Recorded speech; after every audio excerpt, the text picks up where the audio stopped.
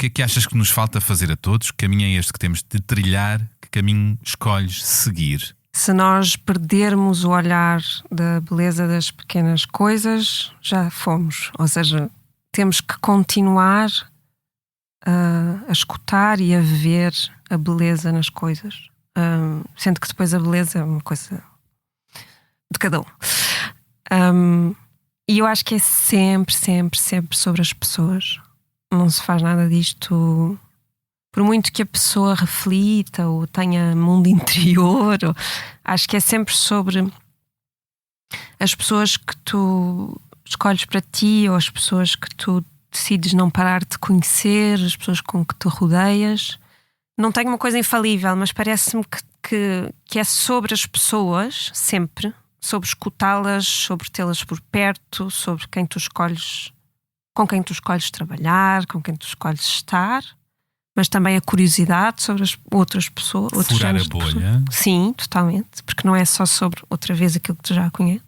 Onde fores, por onde vais, sente os pés onde pousas. Se alguém disser coisas más, diz que não ouças. Vê a beleza das pequenas coisas, a beleza das pequenas coisas, a beleza das pequenas coisas, a beleza das pequenas coisas. Uma conversa com Bernardo Mendonça. Há mais de um mês foi anunciada a extinção do Ministério da Cultura, dissolvido agora para o Ministério da Cultura, Juventude e Desporto. Pouco depois, o ator Adérito Lopes foi agredido à porta do teatro A Barraca. Em resposta a isto, a minha entrevistada criou um vídeo manifesto que viralizou rapidamente nas redes sociais, com vozes de várias pessoas, artistas, rostos conhecidos do grande público, a lançarem inúmeras questões que importa refletir. Consegues imaginar um mundo sem arte? Consegues imaginar um mundo sem histórias para contar? Consegues imaginar um mundo sem revolução e imaginação? No final, o vídeo terminava com uma frase escrita a muitas mãos e caligrafias. A cultura é casa inteira. Tem de ter um ministério só seu. Este manifesto crítico, que é um abre-olhos para todas as pessoas, foi concebido e assinado pela atriz e encenadora Sara Carinhas, que há muito usa a sua voz e a sua arte para agitar consciências, questionar injustiças, desigualdades e silêncios e ajudar a desmontar preconceitos no país e no mundo. Um país que não cuida da sua cultura, o que é? Certo é que em sociedades mais autoritárias, que não apreciam a liberdade do pensamento e a força transformadora da arte, a cultura é sempre vista como acessória, desnecessária, inútil ou até mesmo perigosa. Um alvo a abater. Estaremos a caminhar para isso? Afinal de contas, para que serve a cultura e a arte? Como foi muito bem lembrado recentemente pela bailarina Catarina Câmara, já dizia o escritor, poeta e dramaturgo Oscar Wilde: toda a arte é completamente inútil. Tão inútil quanto essencial. Sara Carinhas cresceu com as artes por perto e atribui as suas referências a muitas pessoas, lugares e até aos livros e seus autores e autoras. Ainda andou pelas ciências na fase do secundário, mas os palcos tornaram-se para si uma inevitabilidade.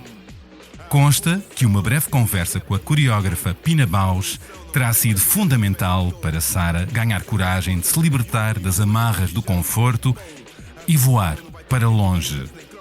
E tal acaba por vir a acontecer quando Sara conhece a professora russa Paulina Klimovitskaya em Évora, num workshop, e decide aprender mais com esta mestra em Nova York, no Michael Howard Studio. Como é que dirias? Como é que se diz esta escola, com a pronúncia certa?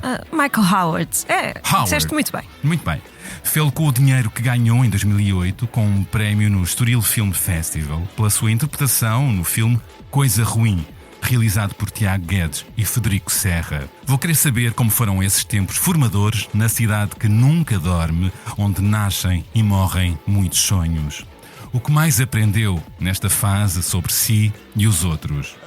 Mais tarde, em 2015, Sara Carinhas foi premiada pela Sociedade Portuguesa de Autores como melhor atriz de teatro, recebendo ainda, no mesmo ano, a menção honrosa da Associação Portuguesa de Críticos de Teatro e o Globo de Ouro de melhor atriz pela sua interpretação na peça A Farsa, de Luís Castro. Com um currículo extenso no teatro, Sara já trabalhou com 2 mãos cheias de encenadores, mas a última vez que a vi em cena foi num monólogo escrito e concebido por si, chamado Última Memória, que esteve em cena em 2023 no Teatro São Luís e que desde aí tem andado em digressão. Bom, na verdade, isto foi mal lembrado. Também a vi na Colónia, com o Marco Martins a encenar. Belíssimo espetáculo. Um espetáculo sobre a memória e sobre o medo de esquecer é este seu Última Memória e a Colónia também. De certa maneira, neste seu espetáculo Última Memória, Sara mistura autobiografia e memórias pessoais com textos de Virginia Woolf, a sua eterna autora, que a tem inspirado e guiado em vários espetáculos e que aqui cruza a cronologia consigo. Importa dizer que por este trabalho, em jeito de conferência-monólogo, Sara foi também nomeada pela SPA. Qual o valor da memória para Sara? E que primeiras memórias a marcaram para sempre? E já agora, que lugar e importância atribui aos prémios? Noutros palcos, ela ri. Noutros palcos, Sara também tem feito um percurso sólido e interessante, seja no cinema ou na televisão. Recordo a sua recente participação no filme de época Banzo, de Margarida Cardoso, filmada em São Tomé e Príncipe, ou na minissérie Mulheres às Armas, realizado por Patrícia Sequeira, exibido na TVI, a abordar a luta das mulheres por emancipação e igualdade durante o regime do Estado Novo. Tenho-me apercebido que Sara está cada vez mais comprometida em ser uma artista e uma criadora que assume as suas escolhas e causas enquanto artista, ativista e feminista. Como se continua e se resiste numa época em que as redes sociais são usadas por forças extremistas para que o ódio seja de consumo instantâneo e se espalhe rápido e que a mentira valha tanto como a verdade. Isto ao mesmo tempo que um novo conservadorismo de direita ganha mais poder e é retirado o tema sexualidade e saúde sexual e reprodutiva da disciplina de cidadania nas escolas, enquanto alastram mais ataques a mulheres e a pessoas LGBTQIA+. Qual o papel da cultura nestes tempos tão desafiantes e polarizados? Vou também perguntar-lhe. E que mais? Sara tem sido responsável por vários ciclos de leituras encenadas, em colaboração com o São Luís. Sei que ela gosta muito de fotografia, de registar imagens, pessoas e lugares, pelo que já percebi tem a ver também com o passado familiar. Também sei que publicou em 2023 o seu primeiro livro, Imprudente Luto. Um livro de bolso, de tiragem limitada, com pistas escritas à mão, fotografias que se retiram ou se colocam como nos álbuns de família, meio poema, meio imagem de janela aberta, e nele tudo pode ser reflexo ou poço onde cair. Vou querer que ela abra um pouco deste livro. Fora dos palcos, Sara é também diretora de atores em vários projetos, professora regular de escrita e improvisação e é mestranda em estudos de teatro pela Faculdade de Letras da Universidade de Lisboa. Também sei que prepara para 2026 novas encenações, um novo livro e, mais importante do que isso tudo, Sara Carinhas prepara o projeto mais importante de uma vida. Mas não adianto mais. Quero que seja a Sara a falar da maravilha que aí vem. Bom, vamos ver até onde vai esta nossa conversa, que já esteve para ser marcada há uns tempos, há uns tempinhos, e finalmente vai acontecer. É na sala de podcasts do Expresso onde estamos agora. Olá, Sara Carinhas, bem-vinda ao podcast A Beleza das Pequenas Coisas. Muito obrigada, que introdução extraordinária.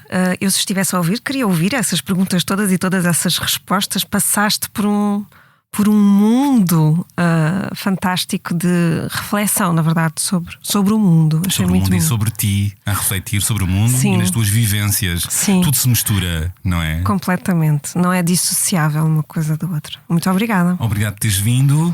Vamos saltar juntos? Vamos. Bora! 7 segundos é quanto basta para criar a primeira impressão. E é quanto basta para que algumas fiquem consigo para sempre. Como um momento em que se apaixonou por algo realmente belo. As sensações, os detalhes, as possibilidades. Ou como um instante em que vir pela primeira vez o DS7 Edition France, forjado na mais pura elegância francesa.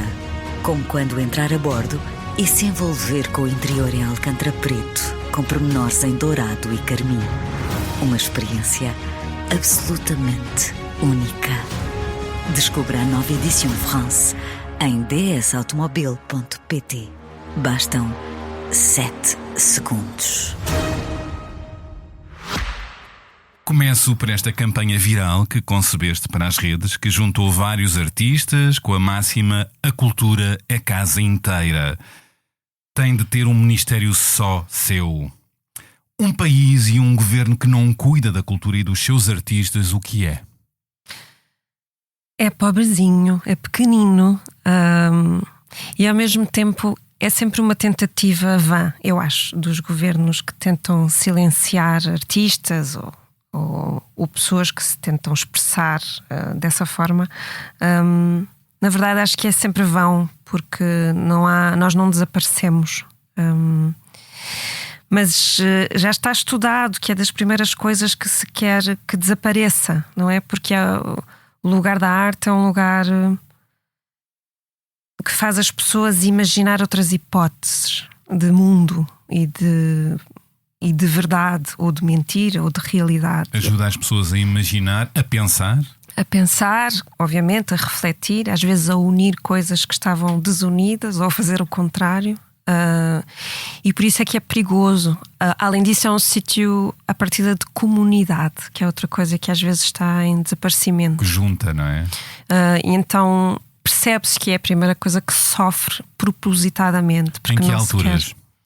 Quando de repente, se estivermos a falar de governos ou alturas da história do mundo, quando se quer que as pessoas pensem menos, saibam menos, estejam menos informadas, sejam menos livres no seu pensamento e coloquem menos hipóteses em cima da mesa. Essa ideia de facto de imaginar, de fazer um se, e se pudéssemos fazer isto assim, é das coisas mais importantes que o ser humano pode fazer. E estamos a viver esse momento agora no país? Com esta retirada da Casa da Cultura, do Ministério da Cultura? Eu acho que o momento é mundial e é por isso que é perigoso. Ou seja, é uma espécie de um tsunami que vai fazendo ondas e que está a entrar. Ainda agora falavas das redes sociais, podemos falar sobre esse assunto mais à frente, mas está a entrar por várias frestas das vidas das pessoas. É francamente manipulativo. Então, de repente, nós estamos num movimento mundial agressivo, extremamente agressivo, em relação a chegarmos ao Ministério da Cultura em particular. Na verdade, o nosso vídeo era menos um ataque, ou seja, ainda esperamos para ver o que significa, ainda temos que dar tempo a o que significa esta nova decisão, mas era mais um lembrete e era mais nós não estamos adormecidos. Nós sabemos que coisas este género de movimentos podem ser reflexos destes géneros de silenciamentos, etc. E estamos aqui, e já agora podem, por favor, fazer o exercício connosco de imaginar um país ou um mundo que chega até esse limite de nós não existirmos. Como é que isso seria? Tiveram feedback da parte do governo? Tiveste feedback? Respostas? Não. Reações? Não. Não. Mas o feedback mais bonito, embora seja também passageiro, porque as coisas também duram 24 horas nas redes sociais, o feedback mais bonito, além dos nossos colegas, é pequenos comentários. Pronto, foi altamente partilhado, isso é extraordinário, mas pequenos comentários de pessoas que de facto quiseram responder à pergunta, ou se questionaram se de facto conseguiriam imaginar, ou disseram coisas como: vocês já me fizeram chorar muitas vezes. Essa ideia também de aliar as emoções àqueles atores ou àqueles cantores ou àqueles artistas que estavam a fazer a pergunta, não é? O lado fundamental, além de inútil, da arte, da cultura, não é? Sim, essa palavra é extraordinária e é fantástico teres falado da Catarina Câmara, porque Conta essa história. a Catarina é uma pessoa extraordinária que é, na verdade, advogada e depois sim, tem um cérebro extraordinário, muitíssimo informado, é investigadora, além de ser bailarina e criadora. Com um percurso na Companhia Algarrariz. Na Companhia Algarrariz também. E, na verdade, ao que eu sei, foi ela que desafiou a companhia a juntar-se com ela nesta ideia de visitar, neste caso em particular, a cadeia do Linhó, que é uma cadeia de homens, e entrar por ali adentro, com muitas aspas, e propor um momento em que aquelas pessoas que estão presas também em termos físicos, isso eu estou a dizer uma coisa óbvia, mas pensado por ela é muito bonito, porque eu só posso ir desta parede àquela e daquela parede a esta, não é? Mesmo quando uma pessoa que está presa vai, digamos, ao recreio, que aqui seria uma palavra muito irónica, nada se passa muito no recreio. E uma das coisas que me foi dito das pessoas que experimentaram isto, porque eu também lá fui, também dei aulas no Linhó, mas alguém comentou comigo que eles não sabiam já quase correr, porque havia uma coisa sobre a distância, ter que parar cedo, portanto não havia distância. Então a proposta da Catarina é como é que a dança... eu não quero falar por ela falaria sobre isto muito melhor, mas também há aqui uma relação com o Gestalt, com pessoas que ela não está sozinha e tem terapeutas com ela, mas como é que isso, junto com a coreografia, com a dança, com o movimento, poderia pensar o que é o corpo e poderia oferecer a estas pessoas algum género de liberdade física, vamos dizer, que não está dissociada da imaginação. E ela fez recentemente, escreveu um artigo para o Público, para o Jornal Público, em resposta a outro artigo. Isto depois os artigos são encadeados, é interessante porque ficam parecidos com o que eram as cartas quando as pessoas começam a responder umas às outras. Mas para o diretor do sindicato dos serviços prisionais, exato, dos guardas. Porque ele terá utilizado essa palavra inútil ligada à questão do movimento e da dança. Pois, ele queria acabar com essas aulas porque achava-as inúteis, a dança na prisão. Sim, e a Catarina responde com usa isso como título, porque sabe que é danças inúteis, porque sabe que muitas vezes isso é utilizado contra nós, essa ideia de se a arte é funcional e tem um objetivo útil concreto. Na verdade, não pode ser chamada de inútil de todo. A palavra útil funciona mesmo na arte, só não é vista se calhar do ponto de vista de quem olha para a arte como uma coisa que não se vê. Vou explicar isto melhor, porque este útil pode ser visto como é útil, sim, só que é um útil que não te vai dar um resultado físico, mas dá-te um resultado a ti, interno, emocional, intelectual. Nesse sentido, eu não acho perigoso dizermos que até é útil nesse sentido, percebes? Mas claro que estamos a brincar às palavras. Aliás, a resposta que esse senhor fez à Catarina, porque ele respondeu a esse artigo, uma resposta, sim, foi também, a meu ver, utilizar um pouquinho esse lado depreciativo de que uma artista não se deve meter em questões do mundo real, como se uma coisa estivesse associada da outra e como se ela estivesse a atacar os guardas. Ela não estava a atacar os guardas, nem necessariamente o sindicato, ela estava a colocar em causa esse ataque, sim, essa visão do mundo, à questão da dança e da arte. Esta conversa seria grande, porque isto tudo tem a ver com o que é que nós achamos que se deve fazer às pessoas que cometeram um crime ou uma coisa um pouco menos grave. E o que é que achamos que deve ser o resto das suas vidas. Claro, e se as queremos integrar e tratar como seres humanos, sim, ou não. Ou não. E então?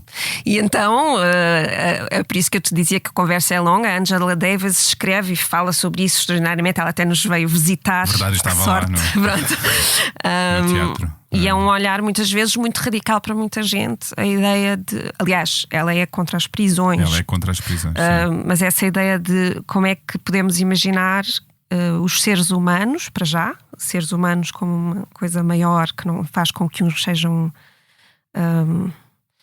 com que algumas vidas sejam melhores que outras ou mais válidas, e como é que se pensa que apesar da pessoa ter cometido um crime, até onde é que se pensa para já o que fez a pessoa fazer isso, e depois como é que ela continua a viver, porque nós preferimos quase matá-la, não é? Pois, matá-la em vida, não é? Pronto. E paradá-la para sempre, não é? Sim. E isso não é assim, não deve ser assim, Não. as pessoas devem ser reintegradas, e depois sim o pensamento importa refletir o que as levou ali, não é? Porque muitas vezes vêm de contextos já muito problemáticos criados pela sociedade, sem horizontes, sem saídas. Sim. E eventualmente muitos de nós também entrámos pela via da sombra, da marginalidade, se tivéssemos essas vidas, não é? E claro que nós estamos a dizer que não hajam ali pessoas que são perigosas, obviamente, mas importa, tem a ver sim, com... sim. Claro, mas o valor da arte até para mudar vidas e mudar atitudes mais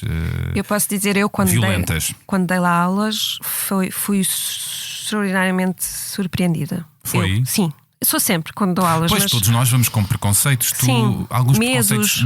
E Sim, sou uma alguns... mulher jovem entrar numa prisão de homens. Uma prisão de homens, tu tens sempre o preconceito de que corres perigo, de que vai acontecer alguma coisa, de que te vão olhar de um certo modo, e eu não senti nada disso. Não quer dizer que isso não aconteça. Claro. E foram muitíssimo generosos nas histórias que contaram, no que improvisaram, a forma quase, e isto é uma coisa boa que eu vou dizer, quase infantil no sentido de criança, não é? O jogo de criança puro. Que se calhar qualquer ator gostava de fazer, já aquele nível que eles conseguiram fazer, foi incrível. Este governo não merece os seus artistas perante esta decisão de retirar um ministério só para o Ministério da Cultura. Isso é uma frase e tanto, a frase que tu acabaste de dizer. Então eu salvo-te aqui e trago a Fernanda Lapa, a enorme obrigada. atriz e encenadora Fernanda Lapa, que numa entrevista, numa conversa que eu tive com ela neste mesmo podcast, ela, fundadora da companhia Escola de Mulheres, ela afirmou o seguinte: um país que não trata bem os artistas está moribundo. Vivemos isso agora? Concordas com ela? É difícil não concordar. Que bom que foste buscar a Fernanda, que é uma pessoa que foi muito importante para mim e abriu muitíssimas portas para outras mulheres artistas, e que era direta, transparente, e não tinha papas na língua, como nós dizemos. Além de uma extraordinária atriz e encenadora. Sim, totalmente. Visionária, extraordinária. brilhante. Podemos falar dela como exemplo para responder à tua pergunta. Ou seja, é uma pessoa que poderia ter tido mais espaço, mais financiamento, podia não ter que... Eu sinto, mas isso sinto até hoje, que às vezes... arrisco dizer que é uma coisa que acontece mais às mulheres que aos homens, parece-me, que é, às vezes as mulheres têm que decidir se são atrizes ou são encenadoras, e a Fernanda também sofreu disso, quando começou a ter a sua companhia. Parece que teve que decidir se era um pouco mais atriz ou menos, e todas essas pequenas injustiças ela as viveu e podemos trazê-las até hoje. Mas resistiu, nunca deixou de ser completamente. Atriz. Sim, mas sente-se sempre essa coisa agrilhoada, mas uma pessoa extraordinária e que abriu imensas portas a imensa gente, inclusive a mim. Foi das primeiras pessoas que me levou a palco. Foi? Sim. Para fazer a Medeia. Uau. Mas isto para dizer que sim, obviamente, sobretudo o grande problema vamos dizer, a primeira coisa é o dinheiro, é o lado financeiro, ou seja, quando ainda pedinchamos 1% do orçamento para a cultura, e que sabemos que muito dele nem sequer vai para o que estamos a falar, para o teatro, ou para a performance, ou para a dança. Achas que 1% para a cultura era o mínimo? Sim. Sim. Sim, e eu acho que essa questão, porque é essa questão que é aliada a questões como os concursos, não é? Se vamos todos ao mesmo concurso, não há dinheiro para toda a gente. Os concursos, obviamente, são concursos, são mesmo, a palavra quer dizer que há pessoas que ficam de fora, mas há cada vez mais pessoas a ficar de fora. E os parâmetros que fazem umas pessoas ficar de fora e outras não, às vezes são estranhíssimos, ou acabam por ser, porque imensas companhias, ainda agora a companhia Assédio do Porto, de repente não foi apoiada e fica uma equipa inteira de gente que trabalha há muitos anos sem conseguir fazer nada. A cultura aqui também pode ser resistência e revolução, não é? Há pouco eu referia en passant o espetáculo A Colónia, de Marco Martins, em que ele vai recuperar uma reportagem que o Expresso publicou sobre as colónias de filhos de resistentes que estavam na clandestinidade no antigo regime, e levou para palco com atores e não atores. Tu entraste nesse espetáculo. E é um exemplo entre muitos de como o teatro ou outras artes podem resgatar a memória e alertar para estes tempos em que há um certo saudosismo da ditadura, não é? Sim, isso é bastante assustador. Nós, quando conversávamos com algumas das pessoas que faziam parte do espetáculo, inclusive os grandes heróis que aparecem no início, Domingos Abrantes e a Conceição Matos, eles diziam-nos que mesmo com a idade que têm, continuam a ir a escolas e falar com miúdos e adolescentes, mas que já lhes aconteceu cruzarem-se com pessoas que diziam que eles estavam a exagerar e que aquilo não aconteceu, que é a coisa mais cruel que existe, que é tu existires, tu seres um depoimento direto, e haver tanta desinformação e tanto preconceito e tanta maldade, acho que essa palavra às vezes tem que ser usada, que a resposta é de uma brutalidade, é do género, vocês estão a mentir. E alguém como eles que fizeram um trabalho de resistência brutal, terem que ouvir que o que lhes aconteceu é mentira, é um exemplo horrível disso que tu estás a dizer, de uma reação automática, não queremos falar sobre isso, ou isso não aconteceu assim. E apesar de tudo, eu acho que essa era a grande preocupação do Marco, que é, embora estejamos a falar muitas vezes diretamente de comunismo, era muito bom que o espetáculo ultrapassasse determinadas caixas políticas. Exato. Embora isso seja impossível. Porque ali fala-se de liberdade e de resistência à ditadura. E fala-se de uma coisa muito universal, que é o que isso faz às famílias, não é? E aos afetos. É sobre os afetos também. Às crianças, aos jovens que não tiveram culpa nenhuma, não escolheram estar ali e acabavam por viver os horrores da clandestinidade, não é? Sim, e depois é muito bonito conhecê-las agora, que foi a nossa bênção, que é conhecer essas pessoas em adultas e perceber tudo isso dentro delas, porque elas também continuam a fazer a sua luta. Aliás, a palavra luta ali é utilizada de uma forma que eu nunca tinha visto, não é? A luta é uma palavra maior do que a palavra luta. É como se coubesse tudo lá dentro. E tem um lado comunitário, não é? Sim, totalmente. Mas queria acrescentar aqui uma coisa que eu acho que é importante, que é, nem todos os espetáculos também para fazerem a sua revolução têm que ser tão abertamente... Políticos são sempre políticos, mas estão abertamente sobre isto. É um espetáculo para... Claro. Embora eu não ache a Colónia necessariamente panfletária nesse sentido de todo, mas também é bonito acrescentarmos, porque isso às vezes também pode ficar uma espécie de uma... Às vezes conseguimos ver como artistas uma onda de agora vamos fazer espetáculos para este lado, vamos fazer espetáculos naquela direção. E às vezes isso está certo porque tem a ver com as respostas das pessoas ao mundo, mas não descartar que há espetáculos que não se explicam, há espetáculos totalmente abstratos, há espetáculos que entramos lá para dentro e não sabemos o que nos está a acontecer. É o caso da tua última memória. Ótimos. São ótimos.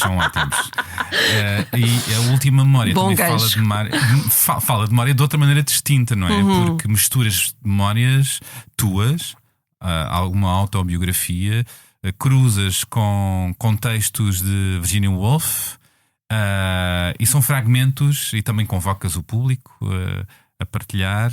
E fala-me desse espetáculo que te levou a ele. Na verdade, o pensamento do espetáculo acho que demorou muitos anos. E quando a Aida Tavares ainda estava na direção do Teatro do São Luís, eu tinha proposto este projeto, tinha outro nome, na altura até era uma trilogia, era uma loucura, pronto. E eu, na verdade, andava a fugir de um dos assuntos do espetáculo e pensei, então vamos dividir isto em 3 e eu primeiro falo sobre isto, e depois pensei, não, isto é um espetáculo só. E ele foi apanhado pelo Covid quando ele ia ser feito, foi adiado e tudo isso foi modificando o pensamento sobre ele, não necessariamente. Sim, exatamente. E foi aí que eu pensei, eu quero falar sobre a memória, mas se calhar depois, como eu consegui articular mais tarde, sobre o medo de a perder. Que medo é esse que tu tens, tão jovem? Seria mais evidente se tivesses 70, 80? Acho que agora já não tenho tanto. Às vezes fazemos espetáculos e as coisas resolvem-se. Agora estou bem, né? Agora estou bem. Mas acho que tinha, por um lado, o jogo com o Alzheimer da minha avó, ou seja, uma espécie de medo de herança, que existe muito isso nas famílias. Mas também tem uma coisa de caranguejinho, que eu sou caranguejo, tem aquela coisa dos objetos, de não perder rastro às coisas e de as guardar. Não exageradamente, mas há determinadas coisas que são muito importantes para mim. Guardas muitas coisas? Guardo algumas coisas, porque já me começa a fazer impressão aquela ideia de olharmos para a nossa casa e ela ser interminável de coisas e coisinhas, faz-me um pouco de impressão quando é muito. Mas tenho objetos que me são... Outro dia brincámos com isso, porque eu vivo numa casa neste momento assim, totalmente no meio do campo, e falávamos desta coisa horrível que não tem graça nenhuma dos incêndios e do verão, e temos que ter essa conversa de o que é que tu levas. Eu gosto de ter essas conversas que não vamos fingir que não pode acontecer um incêndio. A partir nunca aconteceu, naquela zona não, mas temos que ter esta conversa. Isso é um bom desafio. E então se estivessem rodeadas de fogo, que objeto levarias? É muito difícil. Houve uma altura em que eu fiz propositadamente e depois larguei a prateleira dos livros. Uma prateleira dos livros, que são aqueles livros fundamentais. Sim. Mas muitos? Uma prateleira. Ok. E um saco. Não sei quantos. Saco perto. Tinhas que ter um saco perto. Essa parte eu não penso. Mas porque pensava assim, se tiver que escolher por alguma razão, às vezes não tem que ser um incêndio, né? Onde é que estão os livros que tu... Mas claro que em tomar nada tu levas os teus bichinhos, as tuas pessoas e pouco mais. Isto é tudo irrealista. Mas por falar em objetos, às vezes penso nisso também. Não ter demais e onde é que estão os preciosos. Mas eles depois espalham-se pela casa. Não é verdade que fiquem todos juntos prontos para serem Mas se levados. tivesses que levar objetos, eram livros?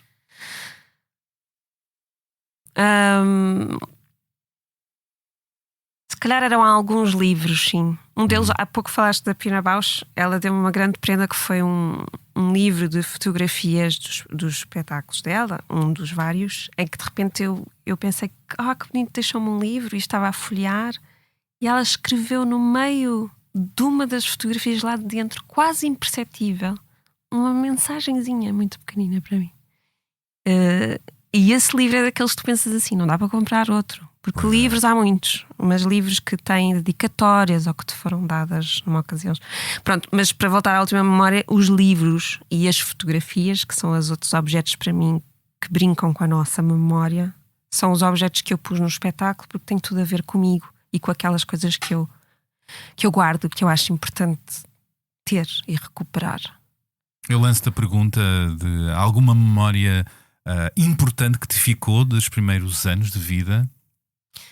Eu costumo ir sempre para uma, porque eu nunca mais encontrei este objeto. Eu tinha um objeto que era uma espécie de uma caixa amarela, que nos cantos, portanto, vamos dizer que era um cubo, mais ou menos, e nos cantos do cubo tinha uns buraquinhos onde pôr tinta, umas caixinhas de tinta.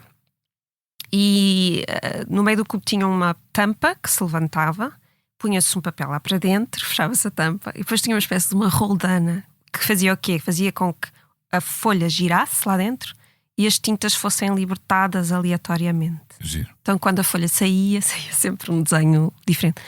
Para mim, isto é assim das coisas mais antigas. Eu no meu quarto a carregar na roldana e a ver como é que o desenho saía. Acho Isto que é assim. em Lisboa. Em Lisboa. E onde é que anda essa caixa? Não fazemos, vou dizer no plural, ideia. Nem eu, nem os meus pais, não sei. Se calhar era um ovni que eu inventei. Eu fui à procura de caixas do género, mas assim como aquela, não voltei a ver. E o que é que importa esquecer? Falando de memória, deixar para trás, não levar como carga. Eu gosto muito de achar que a nossa ideia de nós próprios, a nossa autobiografia, é sobre isso. É sobre o que é que deixamos de sublinhar e o que é que damos importância. E eu acho que isso é para o resto da vida. Não acho que é uma coisa fixa. E só descobri isso muito tarde. Tendemos a fixar uma ideia sobre nós, mas é muito bonito quando percebemos que se largarmos esta corda ou aquela, isto ou aquilo deixa de ter tanta importância, e isso muda um bocadinho a nossa percepção sobre nós próprios. A biografia muda um bocadinho. E é uma ficção, sempre uma narrativa de ficção baseada numa história verídica. Gosto disso, isso é ótimo. É precisamente isso. E eu acho que tudo o que nos ajudar a. Podemos, por exemplo, falar da terapia. A terapia também faz muito isso. Tu fazes terapia? Faço. Arrumar coisas noutros sítios e irmos percebendo outras. Acho que não tem tanto a ver com resolver. Tem a ver com ter noção e ir mexendo, ir arrumando. E às vezes percebemos que estávamos a pôr uma luz em cima de uma coisa que não precisa de tanta iluminação. Então, na verdade, coisas que... E às vezes deitar fora, sobretudo, coisas rancores ou coisas assim desse género feias, acho que não vale a pena guardar. Pois, também acho. Só nos faz mal, não é? Sim. É preciso resolvermos. Sim, não vale a pena, é muito pesado. A Paulina, que tu falaste, a minha professora, que eu sempre cito. Quero ir a esse momento. Mas iremos. Mas ela fala muito uma coisa que eu adoro, que é, ela não gosta muito de falar. I do not like to speak about acting, diz ela. Porque, tipo adeus e bom dia. Porque eu percebo, agora que eu conheço bem, porque as palavras são uma chatice às vezes, diminuem as coisas, reduzem as coisas. Mas ela diz que os atores carregam uma mochila muito pesada sobre o que é ser ator, que é parecido com a pergunta que tu me estás a fazer. Às vezes há mochilas para largar, não precisamos daquilo tudo. E tu tens largado muitas mochilas ao longo deste teu percurso? Isto porque os atores, as atrizes remexem muito, não é? Remexem mais que muitos de nós. Mais terapia, mais tudo. Tens largado muitas mochilas? Eu acho que sim. E acho que agora posso dizer mais isso ainda, porque tem a ver com também a consciência que tu vais tendo das escolhas que fazes e da tua profissão. Eu acho que durante muitos anos eu trabalhava sem muita noção, muito respeito, a palavra que quiseres, sobre a profissão. Ou achar que o que estava a fazer era uma profissão. Porque nós podemos passar um pouquinho da nossa vida a surfar o talento. O jeito. Sim. E depois aquilo não dura. Aquilo não funciona. Quer dizer, pode ser uma vida inteira. Mas eu acho que é impossível sem o resto, sem tu teres. O que é o resto? O resto são ferramentas que te deixam saudável, porque há atores que são brilhantes, surfam todas estas ondas que estamos a falar e têm um limite da sua. Vão parar a um sítio que não conseguem dar para trás. Então, como é que se consegue fazer isso e continuar, não é? Como é que se mergulha e volta para cima? E por isso é que há muitos atores cansados, alguns atores até bastante conhecidos que pararam, não é? De ser atores. Pirados também. Bastante pirados, alguns ainda que ninguém lhes disse e eles não sabem, continuam. Então, esse lado da saúde acho que é muito importante, e isso faz-se com trabalho real. O que é ser um corpo, o que é refletir, o que é ter consciência das coisas e ter consciência de que vamos decidir uma coisa e depois como saímos dela. E nada disto é feito, outra coisa que eu percebi muito com a Paulina, nada disto é feito em solidão. Mas nós vivemos um tempo em que parece que ser ator é uma coisa extremamente solitária. Eu acho que sentimos isso mesmo. Que é as self-tapes em casa, e mesmo às vezes passares Para por os castings, não é? Sim, ou às vezes até passares por um... Podes passar por um set de cinema, etc. E se tiveres uma personagem mais curta, olá, tudo bem, não sei o quê, vais para casa. E não tens, não tens uma sensação de que passaste por uma equipa inteira. Pode acontecer. E é por isso que, por exemplo, o teatro é um sítio extraordinário, porque é impossível fazer teatro sem perceberes toda a máquina que existe contigo. E essa coisa da solidão é muito importante também de desfazer.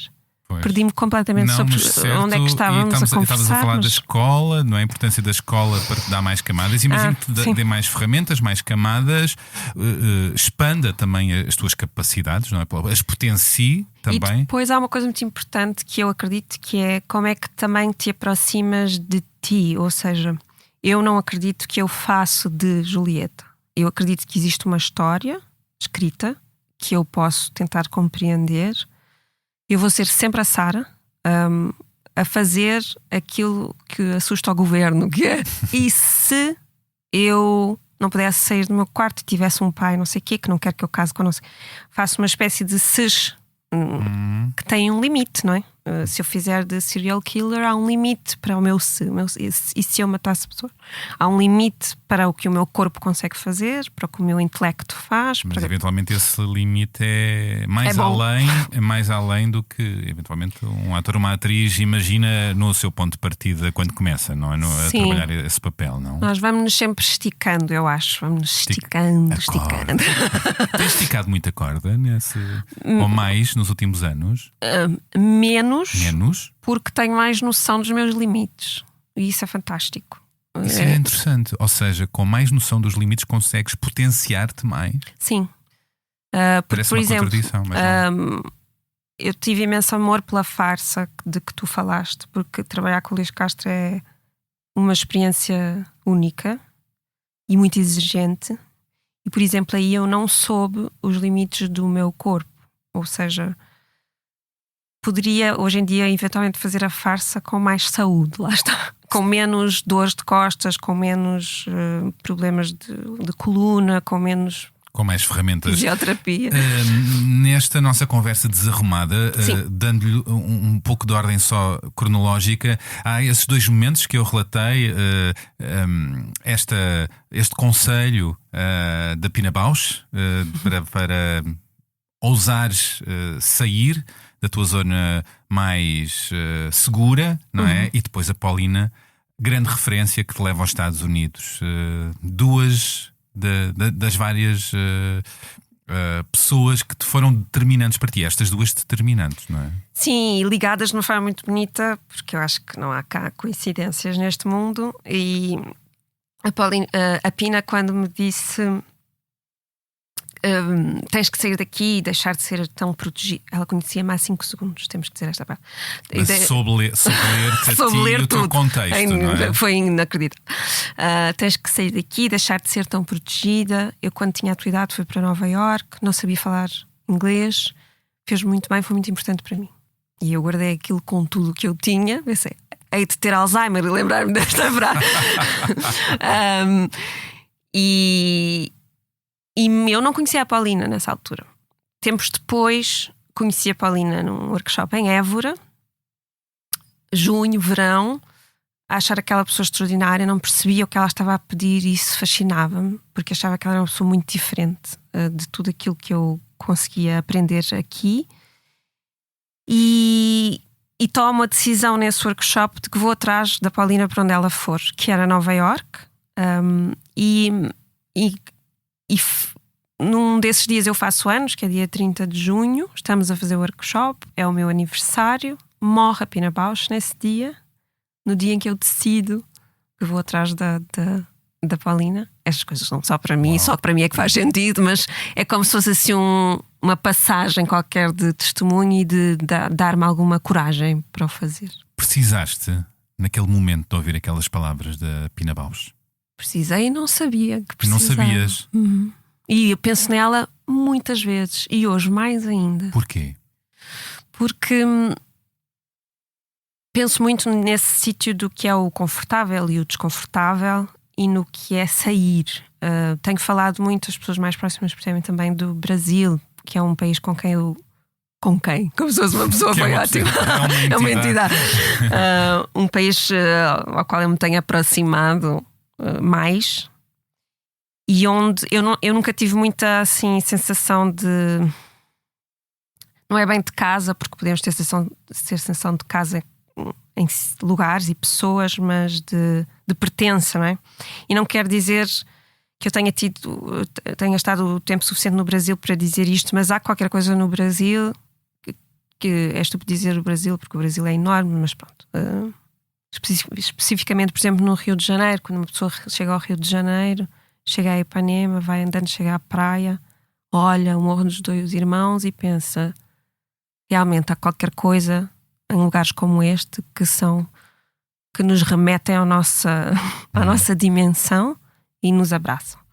E depois há uma forma de estar, uma forma de comunicar, há uma cultura entre as pessoas extraordinária, e que às vezes, por comparação com o nosso queixume, com o nosso fado, com a nossa tristeza, dá-nos uma lição que a mim eu sinto falta, sinto saudades. O Brasil tem muitos desafios e muitas coisas extraordinárias, tem muitos avanços sociais e retrocessos também, com Bolsonaro esteve no poder, não é? Portanto, é um país riquíssimo, mas também é um país rachado, tem muitos contrastes, culturalmente maravilhoso. E sim, estava a falar da tua ida a Nova Iorque. O que é que foi mais importante? O que é que mudou muito em ti? E foi determinante essa fase? Totalmente, sim. Eu desviei-me para o Brasil para dizer, no fundo, essa coisa de pôr o pé fora do nosso lugar e ir, por exemplo, para Nova Iorque, como eu fui sozinha e sem bilhete de regresso. É uma experiência que eu recomendo, se possível, e que de facto me retirou de um ambiente que, como a Pina viu muito bem, apesar de tudo, é um ambiente onde eu me movo que sempre foi minimamente familiar, confortável. Um ambiente almofadado, muito bem dito. Ir para Nova Iorque, como tinha esta espécie de missão, ou esta espécie de luz, não é? Ir atrás daquela pessoa, foi uma Nova Iorque muito específica, ou seja, não tinha pressão, como muita gente às vezes tem, alguns atores, para os castings, de conseguir coisas, de vingar, etc. Aliás, tenho que sublinhar que a Benedita Pereira, grande amiga, foi quem me salvou muitas vezes, foi onde eu fiquei, foi na casa onde ela estava, e ela sim a passar por uma coisa que eu julguei para mim mesma que não teria aquela coragem, que era ela já entrar... e contou isso. Ela e o Ivo Canelas falaram desta cidade onde morrem os sonhos, não é? American Dream. E também é onde eles morrem, não é? E muitos artistas, muitas pessoas que querem vingar na arte, no cinema ou nos palcos, e acabam. São décadas a servir à mesa, sempre a tentar, não é? Eu tenho muitíssimo respeito por isso, pelas pessoas que, precisamente porque, mais uma vez, sempre fui privilegiada nessa jornada de ter tido durante muitos anos essa sorte de fazer o que eu gostava. E não tinha que fazer esses jogos de cintura e essa vida real de pagar as contas. Eu pagava as contas a fazer o que eu gostava. Isso é uma prenda. E ali há uma luta inacreditável. Pronto, a Benedita, por exemplo, e ainda bem conheceu a Paulina, porque eu disse, estás aí desse lado do mundo, tens de conhecer a Paulina. Portanto, ela já era professora da Paulina quando eu lá cheguei. E esse nosso encontro enquanto amigas também foi muito bonito a partir daí. Para mim foi uma experiência fantástica. Cheguei a fazer babysitting de uma forma estranhíssima. Era uma espécie de presença de cada vez que a criança ia para estar com o pai. Não é bem babysitting, porque eu nunca estive sozinha com a criança. Era um apoio. Sim. Talvez uma espiã. Olha. Eu acho que era uma espécie de espiã. Eu é que não entrei muito nessa. Mas é uma espécie de espiã, que é a mãe que te paga para estar presente quando a filha está com o pai. Pronto, não vamos entrar em mais detalhes. Eu não acredito que o pai fizesse nada à Olha criança. que é um modelo de negócio cá. Quem está a ouvir? Vou já pensar nisso. Pronto, mas acontecem-te coisas Porque as crianças eventualmente protegem os pais e a pessoa paga. Também pode ser visto de várias perspectivas. Pois. Mas sim, tens as profissões mais extraordinárias, cruzas-te com as pessoas mais de filme. Ajudou-te a pagar a escola ou assim, ou pelo menos a estar lá, não é? Sim. Ia comprar livros, lá Comprar está, e ver livros. espetáculos, coisas assim.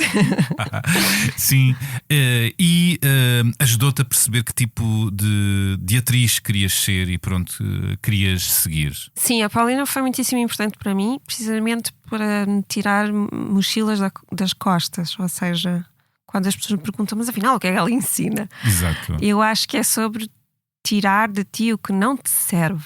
E isso é muitíssimo trabalhoso. E isso serviu para ti enquanto atriz, mas também enquanto mulher? Totalmente. Enquanto pessoa, porque Enquanto ela pessoa. faz-te. Ela é apaixonadíssima pelo ser humano, na verdade. E acredita. Pronto. E até hoje tu estás com ela ao teu lado. Já não sei bem já que idade que ela tem, 70 e muitos. E está a olhar para um cão e fica fascinada a olhar para o cão. E começa a dizer: já viste como eles quando se deitam? Ou para as folhas de uma árvore. Então, ela é a pessoa que ensina a ver, ensina a não te desapaixonares da humanidade, que é um exercício às vezes complexo, mas ela a idade é tramada para isso, não é? Mas ela é uma eterna apaixonada pelas Com os seus pessoas 70 e muitos. e pelas histórias das pessoas.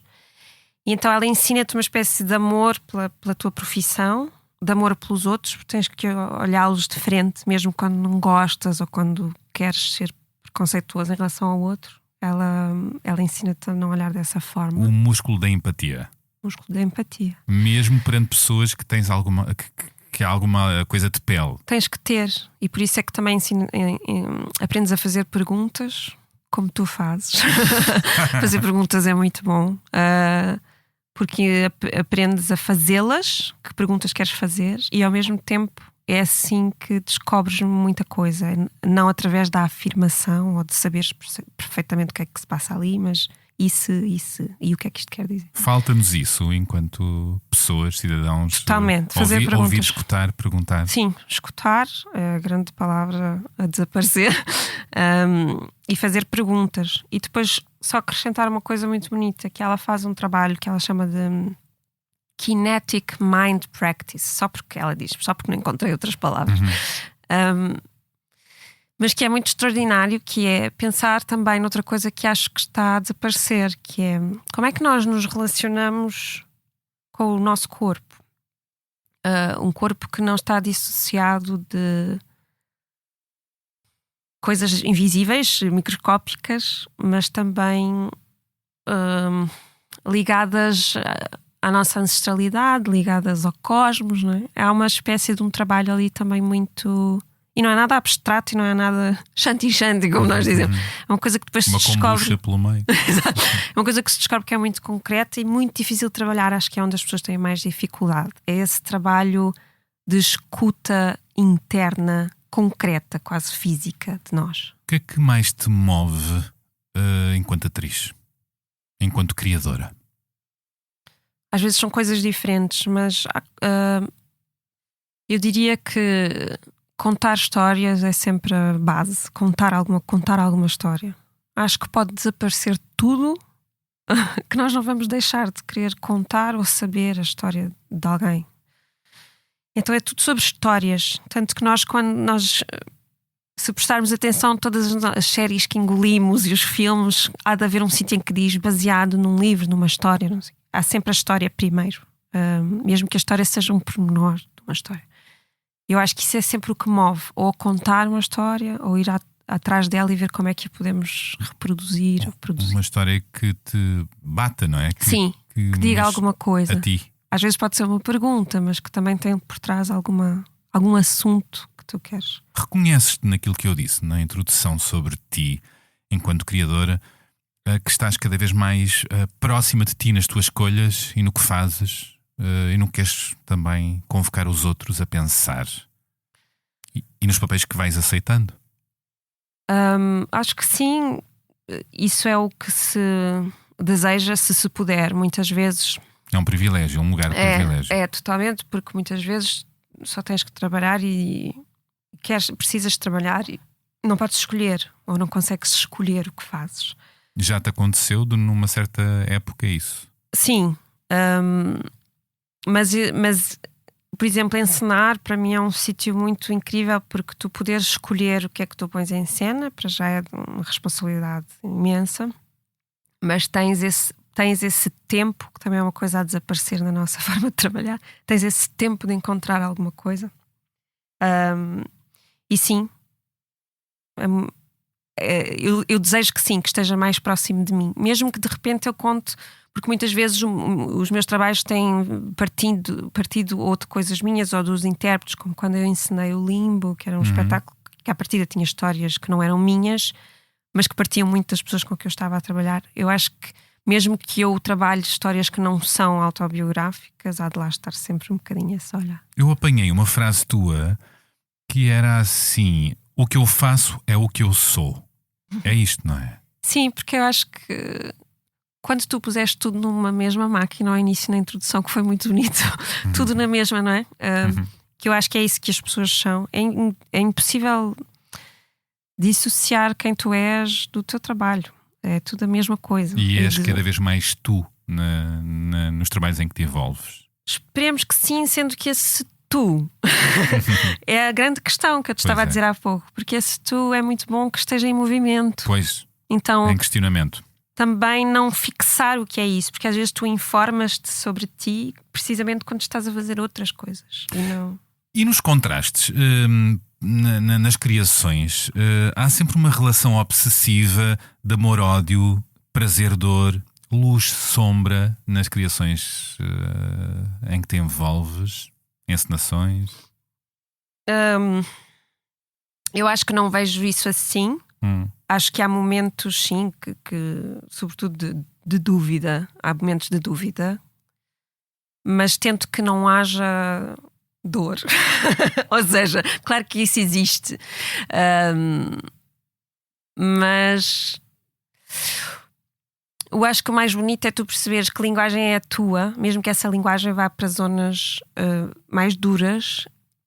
Como é que tu falas dessas zonas é que é importante. Às vezes não é só o assunto que tu pões em cena, mas como tu chegas até lá e como o trabalhas. E isso não tem que ser pela dor, mesmo que o assunto seja duro. E como é que geres a falha? A frustração? Mal. É uma tormenta.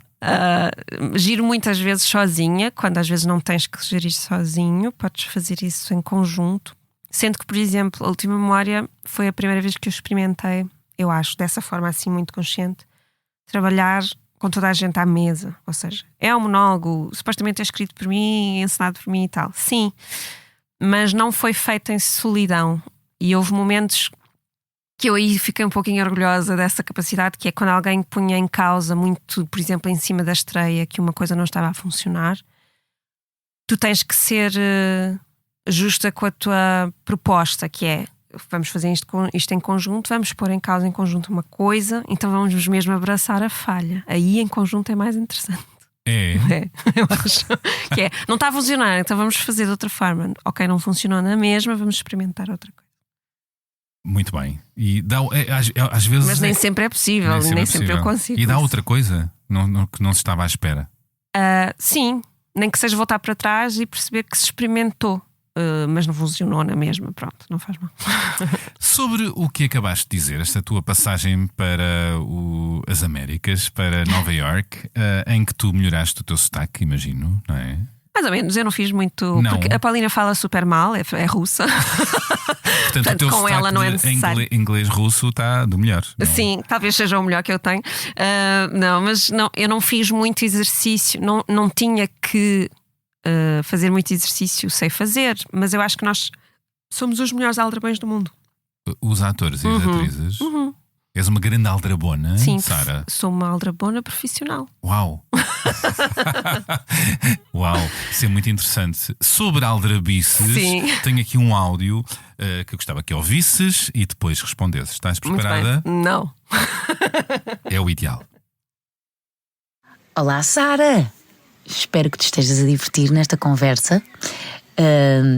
Tenho a certeza que o Bernardo vai puxar o melhor que há em ti. Não é difícil, porque eu na verdade só vejo coisas boas.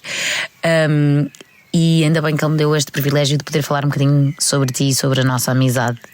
É uma boa maneira de homenagear as coisas boas que a vida nos dá, e a nossa amizade é de facto uma delas. Já vem de há muito tempo. Nós vivemos juntas em Nova Iorque, estudámos com a mesma professora, a Paulina, e acho que essa intimidade, tanto de vivência juntas como de termos esta professora, esta mestre em comum, faz com que nós de certa forma falemos a mesma língua e tenhamos esta cumplicidade muito grande, que nem sempre é possível, ou não se encontra em muita gente isto que nós temos. Somos pessoas muito diferentes, temos energias diferentes, mas temos uma língua. É uma língua comum, não é só uma linguagem, é uma língua comum. E por isso estou muito entusiasmada de termos já projetos no futuro em que vamos criar coisas juntas. Eu sou, acho que, uma das maiores admiradoras do teu trabalho, da maneira como crias, da maneira como tu lidas com as pessoas, da tua visão sobre o mundo, a tua visão sobre a arte, sobre a nossa linda profissão. És das pessoas mais justas e mais ponderadas que eu conheço, porque nunca dás uma opinião sem saber do que estás a falar, e portanto és uma pessoa a quem eu gosto de recorrer quando tenho alguma dúvida ou quero falar sobre algum tema, e sei que tu estás mais a par das coisas, então gosto muito de te ouvir e de ouvir a tua opinião, porque sei sempre que é fundamentada e vem sempre de um sítio, de um lugar bom, de um lugar de amor e de empatia, que é o que também anda a faltar muito no mundo. E portanto é um privilégio ser tua amiga, ser tua companheira nas artes, não é? Sermos criadoras. E é isso, tu és mais nova do que eu, um bocadinho. Mas eu sinto uma enorme admiração por ti, quase como se fosses mais velha do que eu, e isso é muito giro, tens uma maturidade incrível. E eu acho que são estas amizades e estas relações e estas conexões que nós temos na vida que devem ser preservadas, e eu acho que nós andamos a fazer um bom trabalho, porque já vivemos separadas por um oceano durante imenso tempo e mantivemos sempre isto. E isso é precioso. Também já trabalhámos juntas num projeto dirigido pelo teu pai, que também teve graça, porque eu também já tinha sido dirigida por ele noutro espetáculo. Nunca trabalhei com a tua mãe, mas sou uma admiradora da tua mãe. E a minha pergunta tem um bocadinho a ver com... É uma curiosidade, que é... Os americanos, os ingleses dizem muito is it a blessing or a curse, que é uma bênção ou uma maldição teres um pai e uma mãe que são ambos muito bons na sua profissão e que são da tua área, não é? A tua mãe mais da dança, o teu pai do teatro, veio da cenografia, de figurinos e da encenação, e tens uma mãe também genial, como é óbvio que...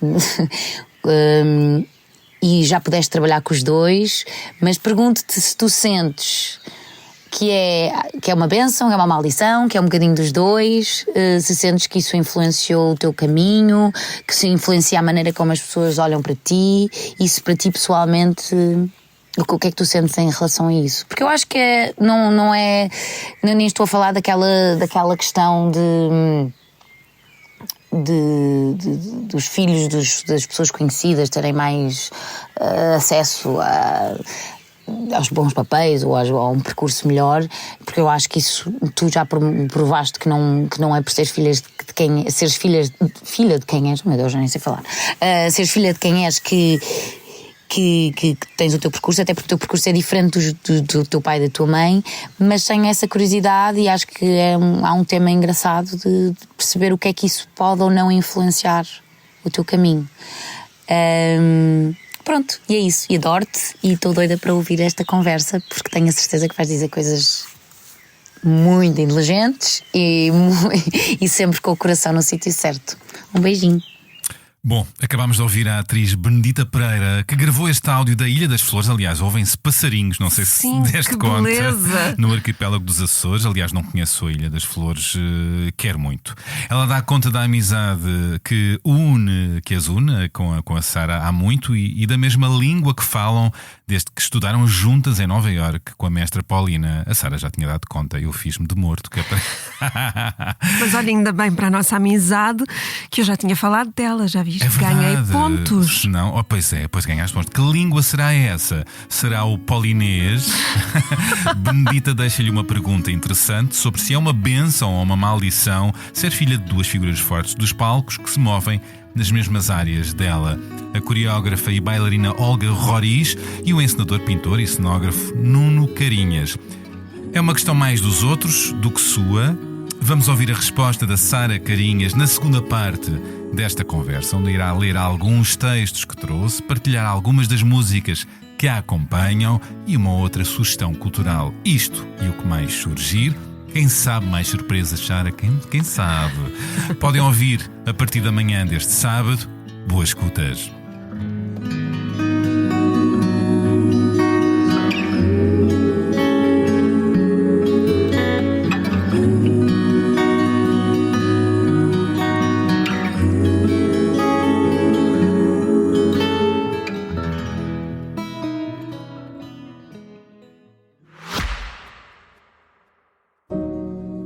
Segundos é quanto basta para criar a primeira impressão e é quanto basta para que algumas fiquem consigo para sempre, como um momento em que se apaixonou por algo realmente belo. As sensações, os detalhes, as possibilidades. Ou como o instante em que vir pela primeira vez o DS7 Edition France, forjado na mais pura elegância francesa. Como quando entrar a bordo e se envolver com o interior em alcântara preto, com pormenores em dourado e carmim. Uma experiência absolutamente única. Descubra a nova Edition France em dsautomobile.pt. Bastam 7 segundos.